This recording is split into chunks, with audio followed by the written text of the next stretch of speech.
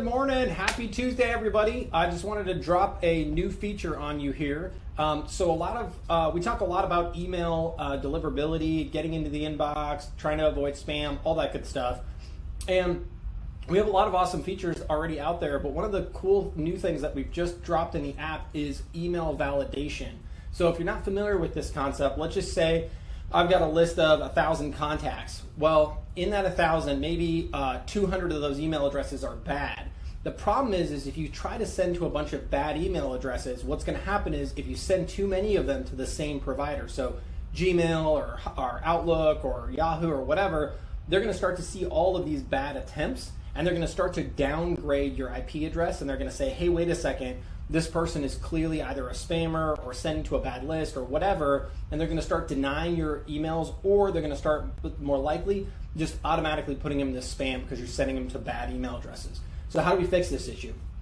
So what we can do is through Mailgun, they have a email validation API. And basically what it does is before you ever send out to an email address, it actually asks the email server, hey, is this email valid, yes or no?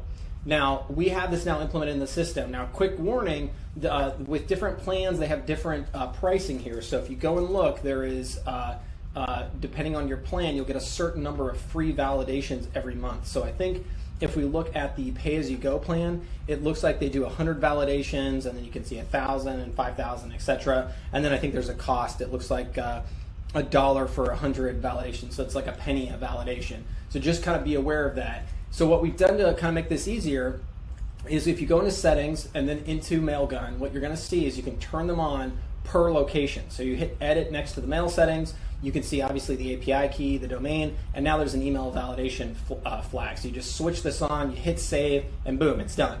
Now, once that's done, what happens from there?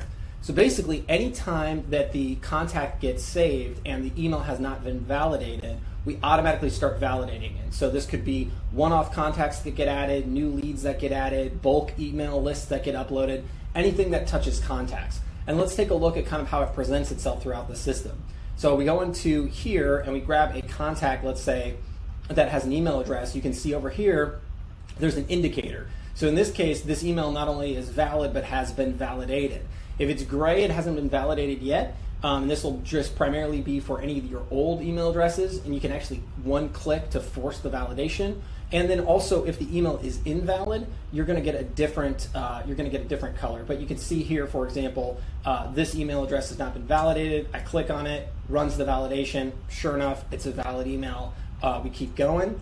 And then also, if you go into the actual contact itself and you go into the contact details screen, you can see here that there's also an indication. So the idea is, net, when we're sending out emails to people, we're making sure that we're only sending out to valid email addresses. And this is going to help, not with deliverability, because you're still going to get in with a good score on a good email. But then once you're inside, what happens? Does the email provider put you under spam? Do they put you under promotions? So these things are really going to help with that. So anyways, just wanted to get this out there, let everybody know. It's pretty exciting. So if you have any questions, as always, let us know. Thanks.